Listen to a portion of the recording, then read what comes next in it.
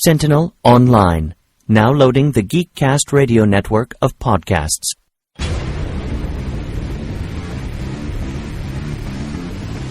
You're listening to Geekcast Radio on geekcastradio.com.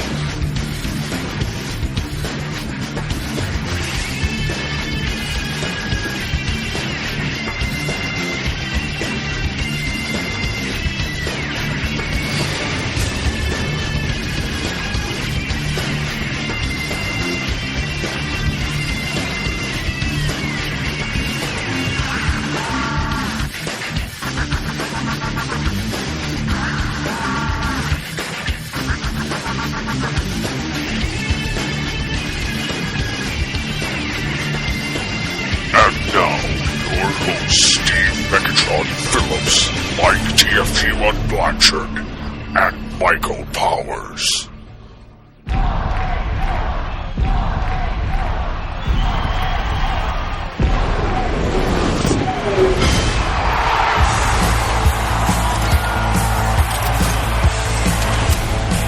It's good to be back. The notary's here. Front and center. I'm sorry, he's very eccentric. I want one. No.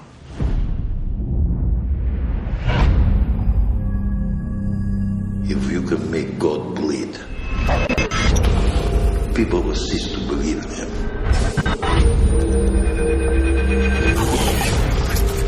They will be blood in the water. And the sharks will come.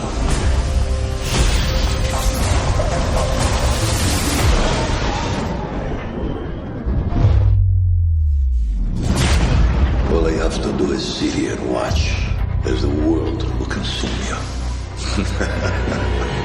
Our priority is to get the Iron Man weapon turned over to the United States of America. I am Iron Man. The suit and I are one. Contrary to popular belief, I know exactly what I'm doing.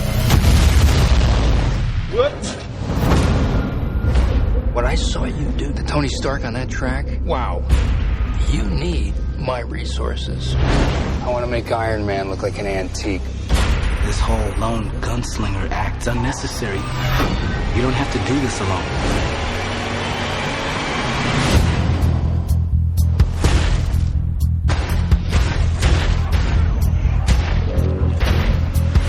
I hope you're ready. Come on!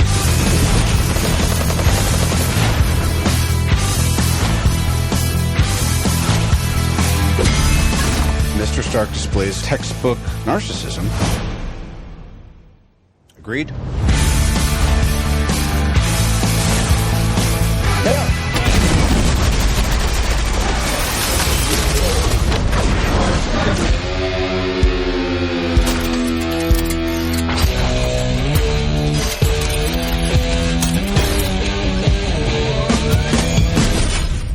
Hello and welcome to Geekcast Radio, episode 15. I am your host, DFG and Mike, and joining me is Steve Megatron. Hello.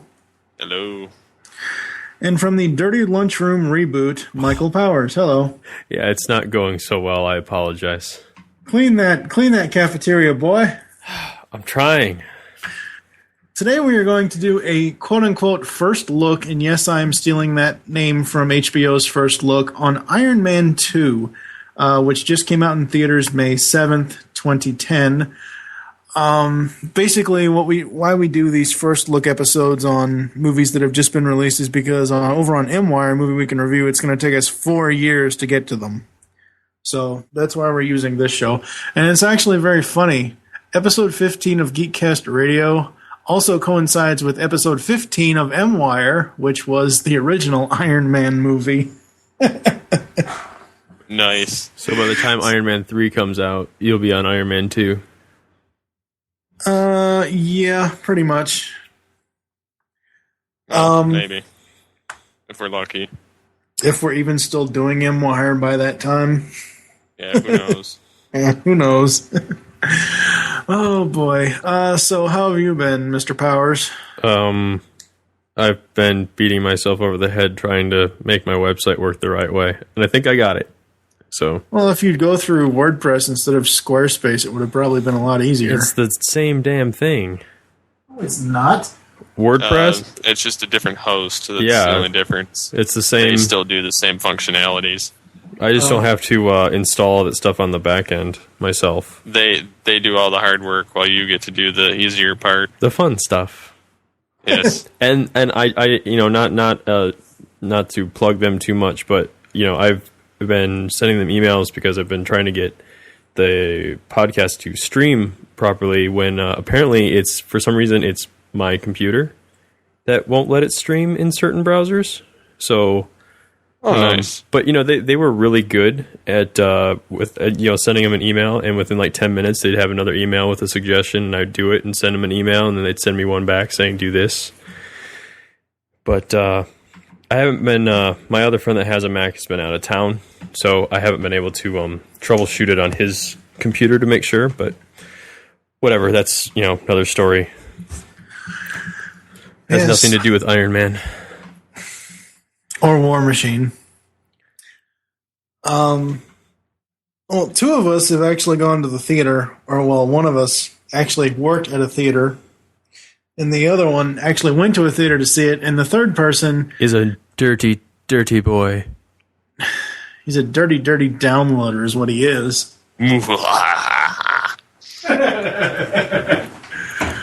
That's kind of scary.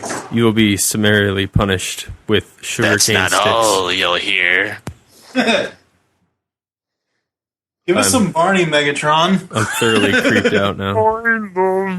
Shut up. They're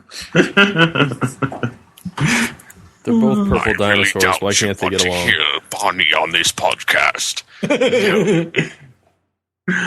Oh crap. So yeah, I went to go see it opening day. Originally I was going to go to the good theater. Unfortunately, I had to go to the bad theater.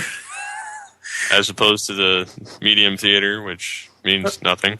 Yeah. Well, the good theater actually has seats that I can actually fit in.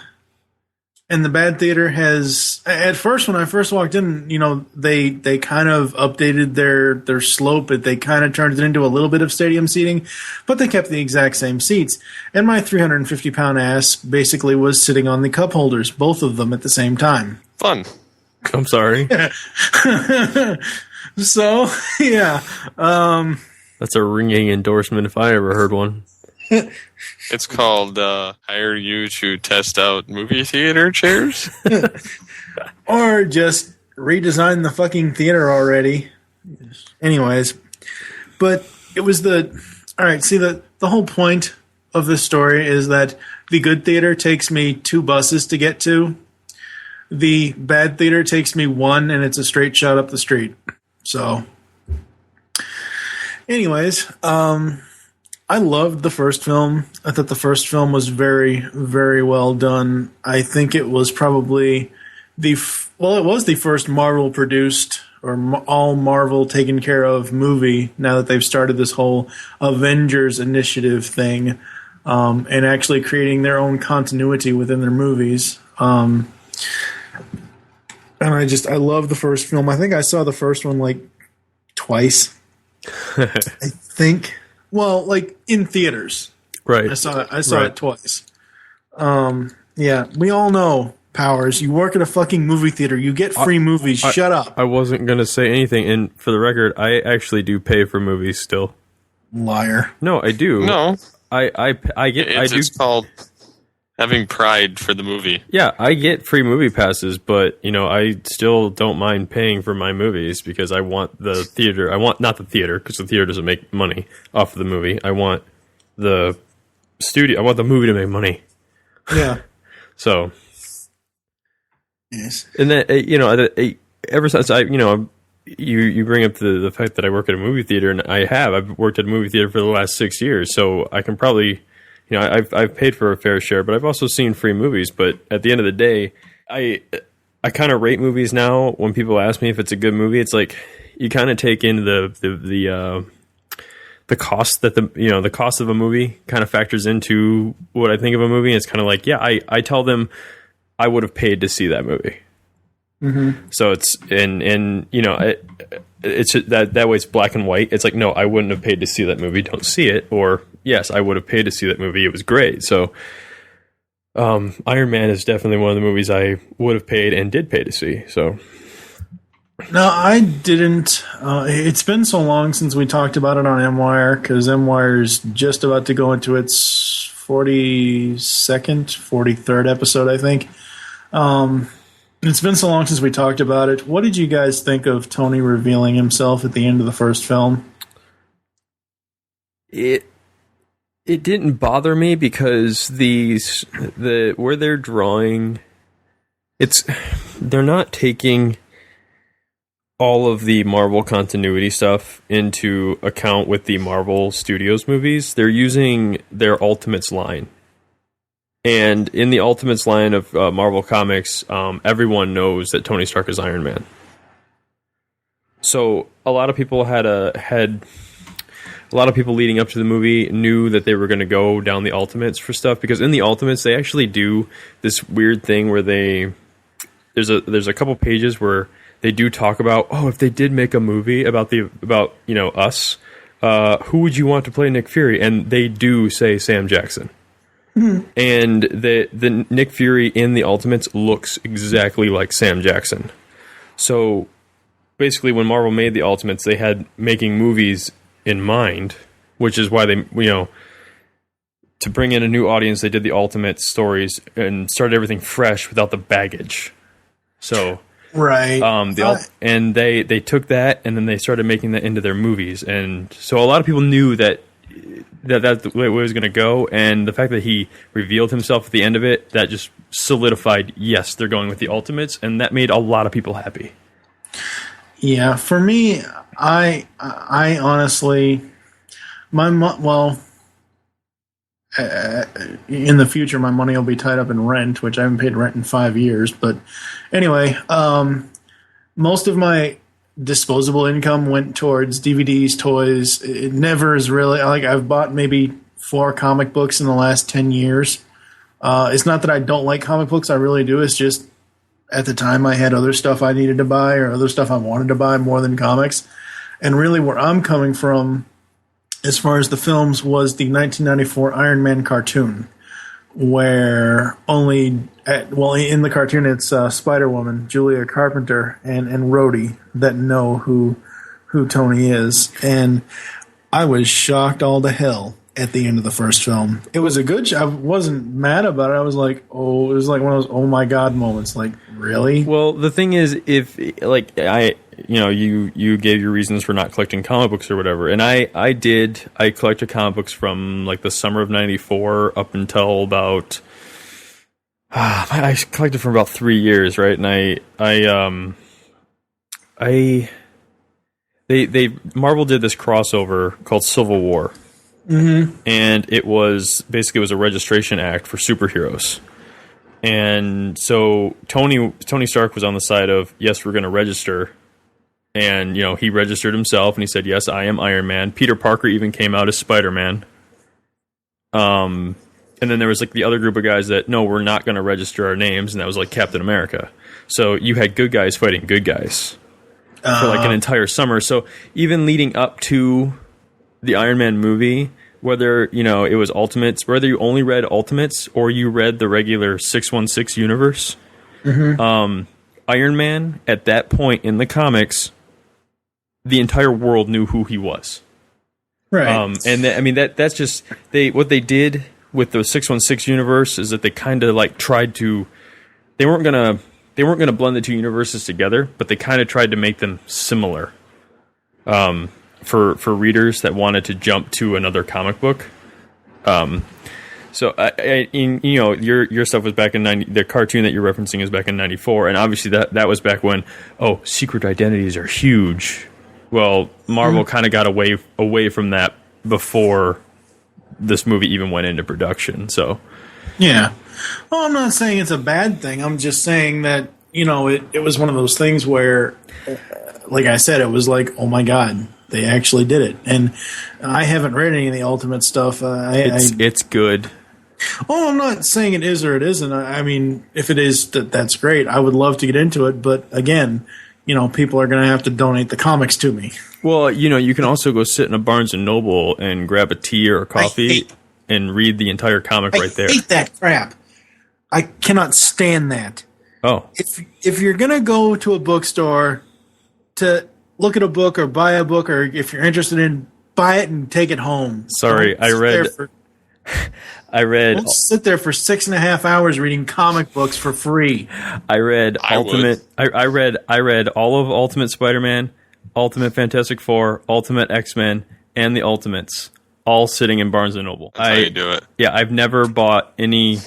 But you know what? As soon as I caught up to where the graphic novels weren't new, or up to the new stuff, I did haul my ass into a comic book store, and I started buying them issue by issue after that.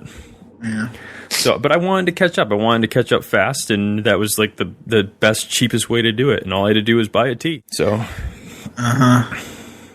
But this is not a library. You don't read the magazines in the store. I was going to say something, but I can't remember what it was exactly. Anyways, moving on. Steve, what do you think of the secret identity reveal from the first one into this one? Personally, I liked it just because that just kind of fit with his personality of, hey, I'm cocky. This is what I do. Yeah, Bow at my feet. See, I agree with Steve. Even if that wasn't how it was done in the comics, I that's what I wanted to say. I like that they did the reveal because I don't know about you guys, but I was sick and tired of dealing with the superhero movie where the guy has to hide his shit. Oh, no, I completely agree, yeah. And I think that's what sets Iron Man apart on a whole different level. And that's like the most refreshing thing. That Iron Man is the most refreshing superhero movie in the genre right now because he's out there. So that's my thought. I mean, we're all in agreement on the fact that him revealing the identity at the end of the first film was awesome. I'm not disagreeing. It's just like me coming from the cartoon. I was like, whoa, wait, what? And then, after subsequent watchings on DVD, I really, really enjoyed it. Who wants to give like a basic overall plot of this? It's Iron Man 1 with a defined villain. No, I'm dead. I'm not alone in thinking this. You can listen to the brief little discussion we had on the lunchroom number 6. We talked about it just a little bit, and the consensus, the three of us that saw it going around the room was, yes, Iron Man 2 is good, but it's good because it's the same movie. And they did change some things here and there, and they brought in new actors to replace old actors, and because of money problems and contractual stuff, but they also brought in new actors to replace old actors that weren't even going to be around. Like Sam Rockwell is a straight up replacement for Jeff Bridges' character. Oh, no doubt. Well, in fact, the only new character I would even begin to say is because there's a lot of that talk like, oh, there's too much going on, it's too complicated, you can't follow anything, they added too many characters. The only new character in the movie is Scarlett Johansson. Yeah, like pretty much. You can say Mickey Rourke Whiplash if you want, but in my opinion, Mickey Rourke or Whiplash and Justin Hammer are like one. They're like the two parts of Obadiah Stane split. Right. Yeah, one's the looks and one's the brains. Right. So that they took one character and split him into two, and then the only new character really is Scarlett Johansson, and it's the same movie except they didn't handicap the superhero at the end of the movie, which I really appreciated because it happened in Iron Man, and then it happened like a month or two later in The Incredible Hulk. I was like, both of your movies ended the same exact way, fighting the same exact type of villain. I mean, come on. It was really bad. A lot of people have complained, at least I visit the Earth2.net forums, and a lot of people in there on the Iron Man thread, or the Iron Man 2 thread, have complained about Stark's ego coming out more in this movie. What did you guys think about that? I mean, because honestly, I mean, I noticed it, but it wasn't anything like more than what I noticed in the first film. I believe that is what most people call character development, and it's really weird to see people complaining about it when they clamor for it so much. Yeah, that's my, did you want the same guy from the first one that didn't, without a change in personality, nothing? I don't know. I thought it was, given that it takes place 6 months after the first one, I thought that it, everything that happened is his persona had gone to a level where it should have been, considering he is now like the shit. Like in the first one, he's the super rich, super smart guy, right? And with all the money and all the tech. And this one, now he's like, I am the fucking protector of the United States. You have to have an ego, and you have to be able to portray that. Yeah. So it's kind of like, that's my opinion. I thought it was fine. I thought it was funny. Yeah. No, that's fine. I gotta talk about from Terrence Howard to Don Cheadle now. Love Don Cheadle more. Huh? I love Don Cheadle more than Terrence Howard. All right, no, wait a minute. Before I even saw any footage of Cheadle, I was just assuming, going off the first film, when Terrence said "next time, baby," that it was going to be him in this one, and fine if they had a falling out, or fine if it was a money issue, fine, whatever. But I'm sorry, when I heard Don Cheadle was going to be Rhodey / War Machine, I was like, no. Really? You got to be fucking kidding me. You're going to have the guy that did Hotel Rwanda do this? I mean, give me a break. I know the guy can act. I'm not saying he's a bad actor at all. It's just, when I first heard it, when I first saw the rumors about, and then the confirmation that he was going to be Rhodey / War Machine, I'm like, no. See, I've seen Hotel Rwanda, but when I think Don Cheadle, the thing that comes to my mind is the Ocean's movies. I don't think Hotel Rwanda. No, I think the Ocean's movies as well. The two things that come to my mind is Family Man and Out of Sight, but that's just me. But anyway, I just don't. At first, I just could not see him as that role. And one of the reasons it goes back to me loving the Iron Man 94 cartoon, because of the way, I forget who, I think it was Dorian Harewood who voiced Rhodey / War Machine in that.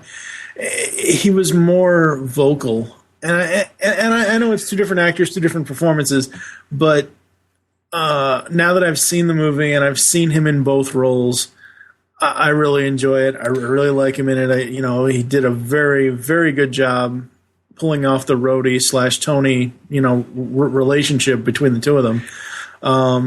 And honestly, if you take out Whiplash and you take out Scarlett Johansson as Black Widow, and you just leave in Justin Hammer and the clones, this is pretty much the Armor Wars 2-part episode of the 94 cartoon series.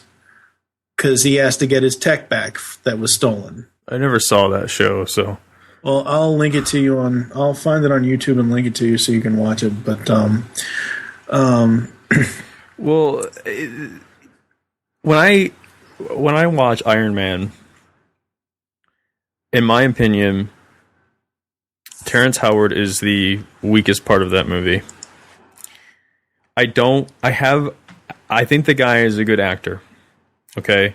But when I think of a guy in the military, I imagine a guy whose testicles have actually dropped a couple centimeters. And Terrence Howard has a very whiny voice. It doesn't work for me. That and this is just me. The guy has a very round face, and I didn't see him fitting in the helmet that Tony Stark had designed for the Iron Man armor, whereas Don Cheadle's face does. Plus Don Cheadle, his voice carries. He has more weight. He has a more commanding voice than Terrence Howard. Don't get me wrong. It's like I said. You liked it. I know you said you liked it. I'm saying that I liked it even from when they announced it, because I didn't like Terrence Howard in the role at all. So What do you think, No, Steve? I have two different views on this. And on the one hand, if you're going to, go back as far as the Iron Man cartoon, then Terrence Howard has more of the look of the Rhodey off there. However, he was one of the forgettable characters in that movie, whereas in this one, Cheadle is kind of a scene stealer. But do you think that's because it's the second one, and it's like now he's War Machine, and the first one he was just a guy? Well, I think it's partially it's War Machine, and then partially he's been put into... Well, it's Don Cheadle, and he's been put into a situation where he has to act regardless of what direction. He just has to pick a direction to go because everybody on all sides are getting pissed at him for various things he's going to do or not do. I really like the scene, the first scene he's in. I like it's the dialogue that they chose is a subtle nod to the fact that it is a new actor. It's like, it's me, I'm here, deal with it. Like, yeah, I that brought a smile to my face. It's like they didn't just take a guy and just have him go cold turkey into the role. There was a bit of an exchange between the two actors, and it was like, yeah, it's me. And I completely agree as far as that goes. And like I said, this is more in Iron Man 2. This is more of what I remember of the bickering between the two of them back in the cartoon. And I'm constantly going to draw back to the cartoon because that's my main Iron Man knowledge as far as, comics, cartoons, whatever. And I agree. Cheadle does very well, and it's better than I thought I was going to be. Did anyone else think Rock'em Sock'em Robots? Yeah. When they were punching each other in front of the fireplace? Yep. I was waiting for a helmet. I wish you could do that. I was waiting for a helmet to fly off. Or some metal teeth. I love it when Rhodey goes to Pepper, you got to stop this, and she can't stop it, obviously. And he goes downstairs, and we don't see. That's the thing, though. We don't actually see him suit up. We see him kind of suiting up, and then, of course, which is the bit. It's the whole thing. Hiding the reveal. You come upstairs, and he's got the faceplate up, and he's like, "I'm only going to say this once. Get out." And then the two of them just go to town, and I love that. That was so cool. Yeah, it was good. Yeah, he did have a pretty commanding role in this movie. Mm-hmm. But, if that had been the other guy, it would just been everybody get out. It would have been a laughable scene. I mean, and it was kind of funny, too, because it's like everyone turns to look at him. He's like, oh. It was a funny scene to me anyway. It's just because the look on his face when everyone turned around, he's like, oh, I probably look a little weird in this suit. But that's just me. I wonder if Robert Downey Jr. actually whizzed in the suit. I'm going to say no, but I don't know. I don't know. He said something about there's a filtration system on it, so I don't know. I don't think there's a filtration suit on the actual suit he's wearing. I know. I mean, it was a comical joke, and that's fine.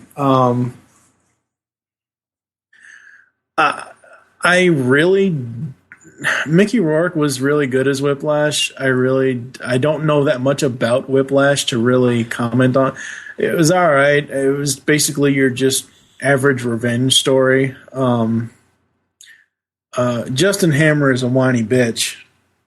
Oh yeah, he's a kiss ass, is what he is to get what he wants.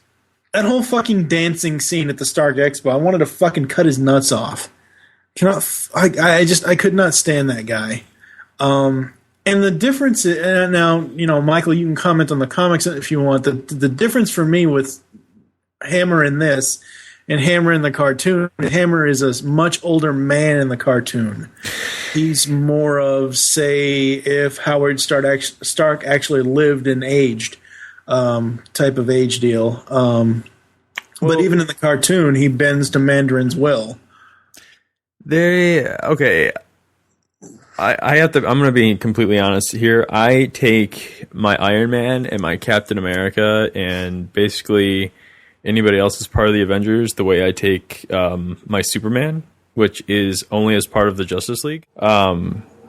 Because I find each of those individual heroes to be rather boring in and of themselves. Mm-hmm. But they work really well together in a group. That being said, I don't know that much about Iron Man by himself. I have read Ultimate Iron Man, and I have read all of the Ultimates. And to my recollection, Justin Hammer isn't in those. And Obadiah Stane in those is a competitor of his father. They were like competing, right? Like Obadiah Stane in the Ultimates is Justin Hammer, right? And doesn't work for Tony Stark. He works against Tony Stark, and he was actually actually responsible for Tony's dad's death. Mm-hmm. That in and of itself, and then you go into the weird thing about Tony Stark's entire body being a giant brain. But we're not going to get into that because that's weird for me to even try and explain. Moving on. Yes. I really could care less about the Pepper Potts character. I don't like her whatsoever. Well, I like the witty banter that went between her and Tony throughout the movie, though. Yeah. I don't know. I mean, granted, it wasn't exactly needed, but it kind of gave you a little bit more into Tony's persona. Do you have a problem with the actress or the character? The character. I don't like... Gwyneth Paltrow is a great actress, but just... I don't like the character at all. Was she not in the cartoon? It was... No, she was. No, she wasn't. Yeah, she was. No, she wasn't. Uh-oh. The female in the cartoon was Julia Carpenter, who is Spider-Woman, who was voiced by Jennifer Hale. Oh, we thought Steve hung up on you. Well, are you there? Yes. No, she wasn't. The female in the cartoon was Julia Carpenter, a.k.a. Spider-Woman. Pepper Potts is nowhere in the 94 cartoon series. And silence. I'm waiting for Steve to agree or defend himself. That's what I'm waiting for. I'm waiting for Darth Vader to shut the hell up and Steve to actually talk. You know what? You can go blow yourself. Whoa. And there's the explicit tag, ladies and gentlemen. Let's go on. I'll be here all night. No, we won't. Let's go on to Scarlett Johansson as Natalie Rushman / Natasha Romanoff. I guess she can't pull off a Russian accent. Well, okay. Well, no shit. Here's the thing. She said very early on that she wasn't going to do the Russian accent, and you had a lot of people that were very angry about this, right? And myself, I don't really care because it's Scarlett Johansson. Nope. Mm-hmm. The second thing, and this was probably this came from the internet, and I was kind of amazed that something like this came out of the internet, but it does happen. Someone said she's a spy, so why would she run around with a Russian accent? That'd be true. So I was like, okay, not that I cared before, but now I really don't care. Exactly. Apparently, Johansson was cast after scheduling conflicts forced Emily Blunt to drop out of the part. Who the hell is Emily Blunt? She was in Sherlock Holmes. I haven't seen that yet. Oh. It was a good movie. Yeah, except they made Emily Blunt look absolutely hideous. Yeah, and they did. I don't know how they managed to do that, but they did. Yeah. But see, I don't have a lot of people have a problem with Scarlett Johansson. I don't. So I don't either.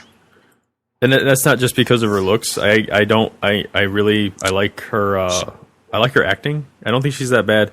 And my friend and I, we were having a conversation because a lot of people I know don't like her, and he said, "Well, I'll see your Scarlett Johansson, and I'll raise you a Renee Zellweger." So kind of have to agree there, given the fact that I haven't seen Renee Zellweger in anything worth watching except for Jerry Maguire. Pretty much. No.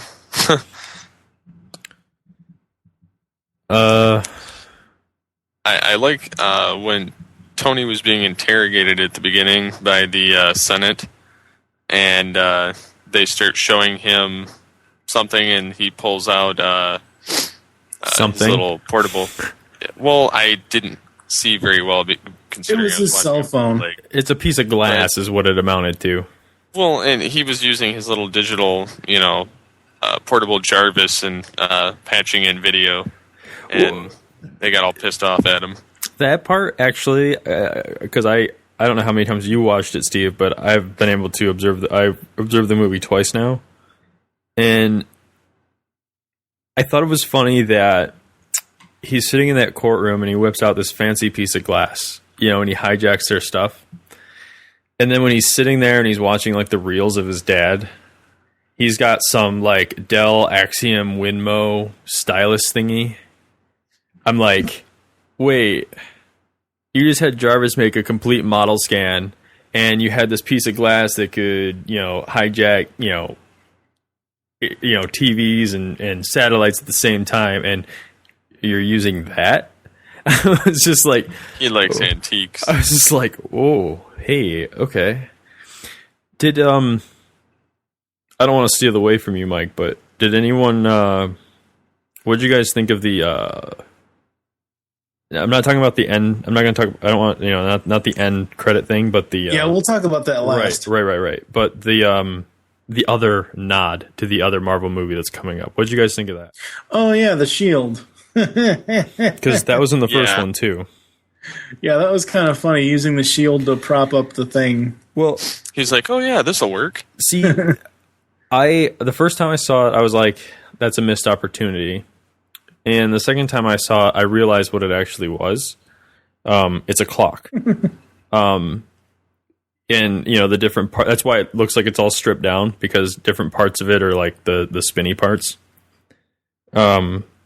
But I thought it was a missed opportunity the first time I saw it, because I thought it was the shield, and I thought it was stripped down, and I thought he was going to take the metal out of it and use it to make his new chess piece. Because the guy pulls it out of the crate, and I'm like, oh, so it's something he got from Shield, and he's going to use it to make his new power source, and that's not what it was. I thought it was a very missed opportunity. Not to mention the fact that we just had Avatar 3, 4, 5 months ago now, and they actually made unobtainium, but they can't tell you what Tony Stark invented. I think it was. Oh man, it's on the Earth 2 forums, and I'm not going to look it up. I think it was. They call it the new element. Yeah, but there was people that were debating on what the actual name is. I mean, obviously Fox. I don't know how Fox can own the name Adamantium, but apparently Fox Studios owns that, so they couldn't use that name. I think it was like Vibranium or something. See, that's the shield is made out of vibranium. Okay. That's why I thought he was going to strip it and use the because he's like it can't be synthesized. But he knew of a source where it was, and I was like, oh, he's going to take it out of the shield, but he doesn't. Or if he did, if I'm completely wrong, they didn't show it. And I just kind of thought that was a complete missed opportunity. So not even for Marvel not to slap some name on it was kind of weird for me. Yeah, I still don't get. I love the joke that he makes after he does the whole model thing. Expands it, gets rid of it, and blows it up, and then he goes, he wheels around in his chair, and he goes, after 20 years, he's still taking me to school, talking about his dad. I love that joke. I still don't get what the hell he saw when he expanded the thing and then compacted it down. It's the element. It's what he had to make. Right, but how the hell can you? But it still made no sense to me. They didn't actually say what he saw in expanding that. Right, because we're dumb, and he has a very high IQ, so it doesn't really matter what we think on it. That also goes back to it's a comic book, and it also goes back to they didn't tell us what he made. So I have a feeling that a lot of what you were feeling in that scene is the letdown of not knowing what he actually made. Like, we don't, because he knows what he made and he's excited about it. We don't know what he made, so we don't know why to be excited about it. Right. I guess we should talk about some of the cameo roles. Well, before we get to that, let's talk about Mr. Jackson as Nick Fury. That scene was priceless. Which one? The scene in the both scenes with Nick Fury, because they're just like the one where they're in the cafe, and then the other one where they're at his apartment or his house, and it's all torn to hell. Yeah, I like the part at the beginning when he tells Tony to get off the donut. Yeah. And then they go inside the diner. Well, I like those 3 scenes. Does that work, Steve? Yeah. That meets my approval. Okay. Yeah, if you don't get anything right on this show, we drop your sponsorship. I wasn't aware I was being sponsored. I haven't received any funding. Yes, I haven't either.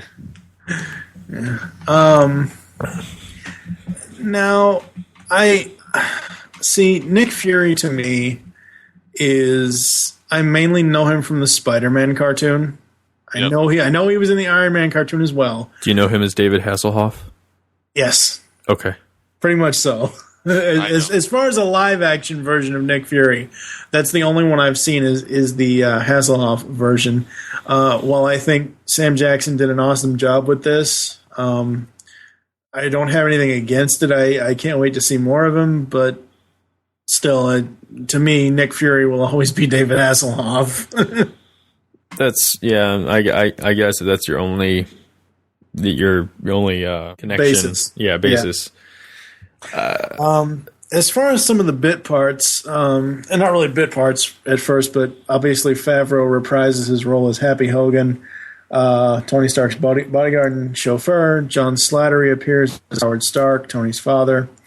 Carrie Shandling appears as Senator Stern. Really, honestly, Gary Shandling, really? Come on, you could have had Howard in there as Senator Stern. Howard Stern as Senator Stern. Oh, whatever. Come on. No, we don't need that kind of garbage in the film. I know that. I was making a Stern joke because his name is Howard Stern and the character's name is Senator Stern. It didn't land with the 2 people that you're talking to. Yeah, it's because you no comedy. Anyway, the Gary Shandling thing was funny. I don't know. Whatever. The Stan Lee cameo was really fast. Yeah, you blink and you miss that. Just like the Olivia Munn thing. You blink and you miss her, which... Where is that at? She was, I believe, she was one of the reporters. She appears... At the very beginning. No, not the... Well, at the party when they're going through, talking to the reporters. It's like right before the Stan Lee cameo. Oh, it's okay. Like as soon as Tony and Happy walk through the doors, she's like right there on the right for like a split second. Okay. I wasn't looking for... The only cameo I look for in Marvel movies is... Stan. Yeah. I think the best one he's done so far is when he got killed by the contaminated juice in Incredible Hulk. Oh, by the way, I just want to... I don't know if your listeners know this or if you guys know this, but I kind of want to point this out. If you're interested at all in putting together their little like after credit stuff and the continuity of their movies, it goes Iron Man, Iron Man 2, The Incredible Hulk.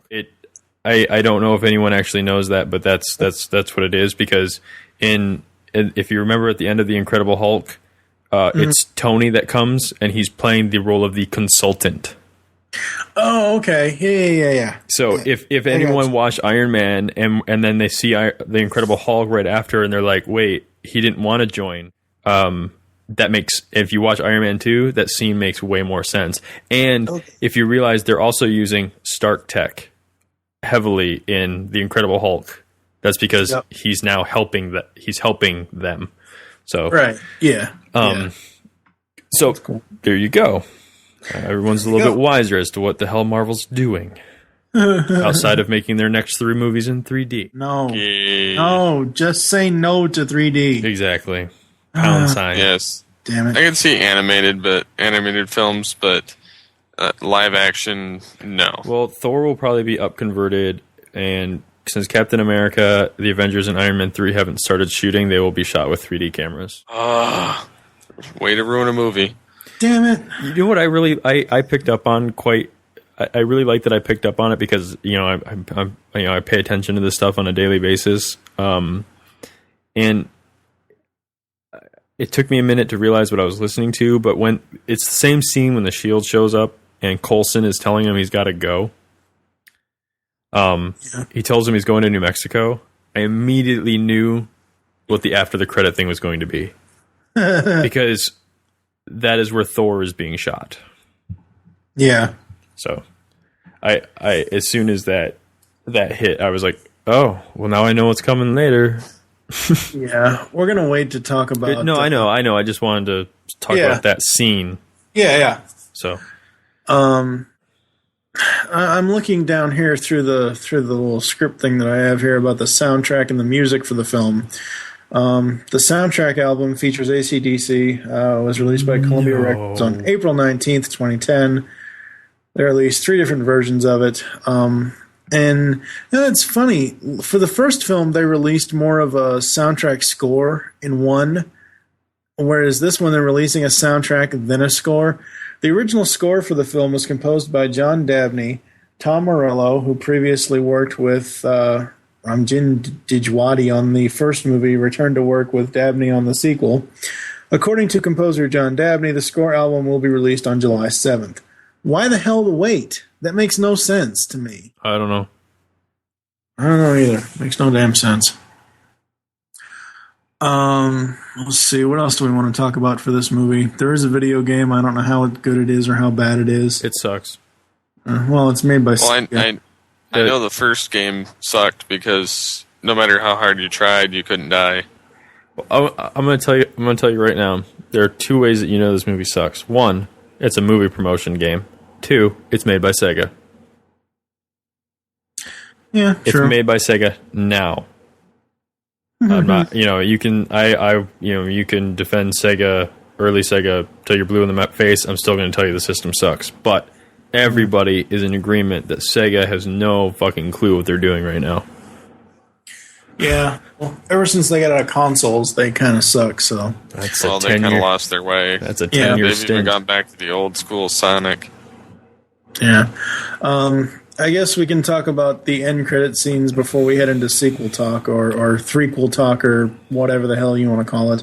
The end credit scene, the first thing I had in my head was, hey kids, it's hammer time. No. Oh. Okay. But that end credit scene, it was just like, to me, it was so quick. It's like, wow. Well, I'm trying to figure out what's going on. Is it like, did he? I'm wondering how if like at the end of Thor, he gets his ass kicked and he falls to the, in the ground and makes a crater, or if it was some kind of like archaeological dig, or if it was like some hippie convention or something. Because the Thor that I know 2 different Thors. Okay, I know like old school Thor, which is the scrawny guy that picks the hammer up and becomes Fabio. Mm-hmm. That's the most basic Thor that I know. And then there's the Ultimate Thor, which is the cool one where Thor is just a nutcase. It's some it turns out that he is actually a god, but like in the first 2 graphic novels, he is a hippie extremist that stole Stark tech and thinks he's the son of Odin. So and they end up locking him up and throwing him in a cell in Ultimate's headquarters, along with the Incredible Hulk and stuff like that. But that version, the complete wacko, the guy that just thinks he's whatever, that I like that one. I'm wondering if like I wonder if it is in fact an impact crater that we saw. And the guy will have no recollection of who he is. Like, I'm wondering how it's gonna play out. Really. Yeah, I'm not really sure. I'm wondering how the end credit sequence for Thor and Captain America are going to play out, because we're getting 2 Marvel movies next year. We're getting Thor and the first Avenger, Captain America. Well, actually, it's Captain America: The First Avenger. Whatever. They swapped it. And then obviously 2012 we'll get The Avengers by Joss Whedon, which won't make any sense for the first 2 hour and a half.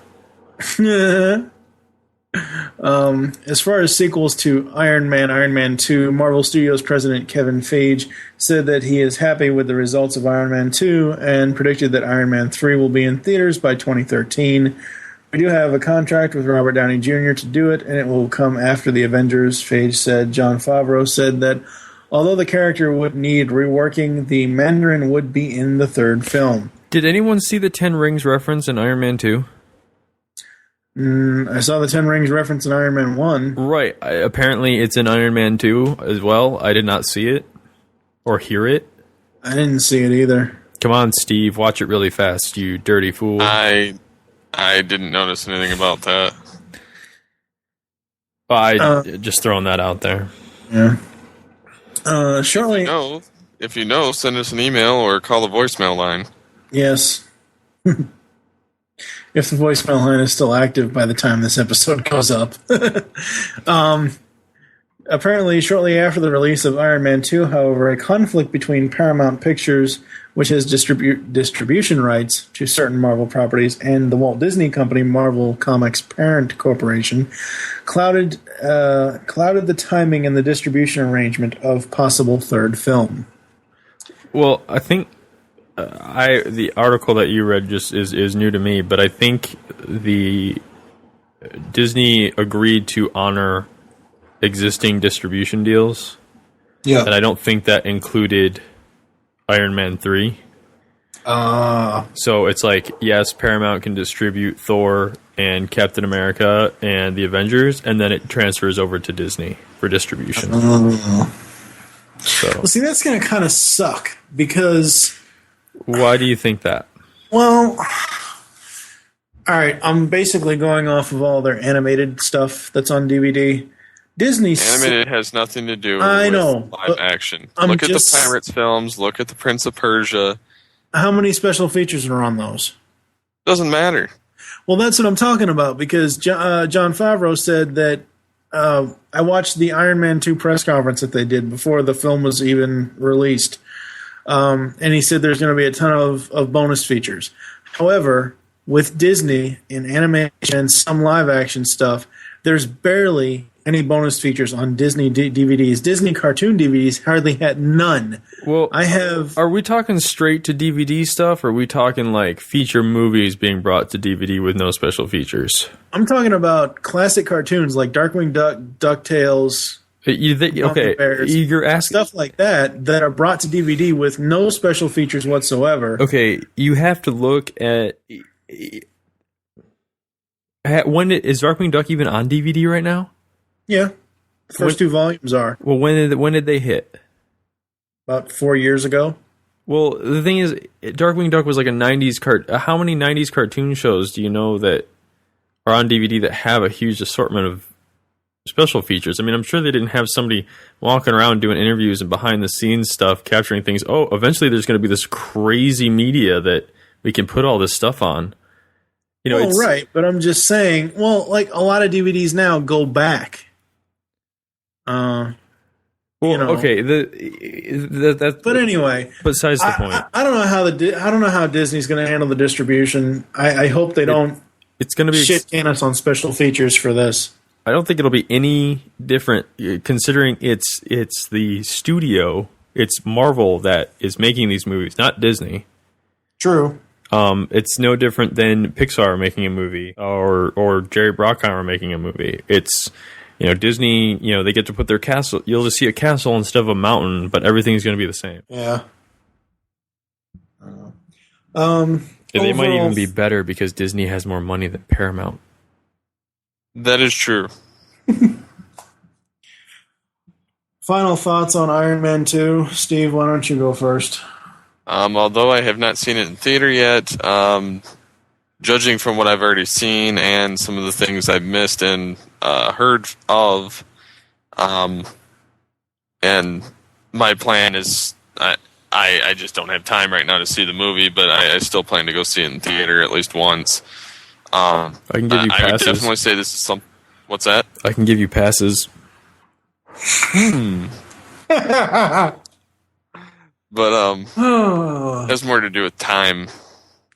But yeah, I would have to say this movie was really good. Even with some of the cast changes and some of the characters tossed in there and various plot lines running together, it was still a good film. I definitely would recommend seeing this, especially if you're a fan of Iron Man or anything Marvel. And if you want a really, really cool War Machine toy, get the Mighty Mug. It's very, very cool. I'd rather have the figure, though.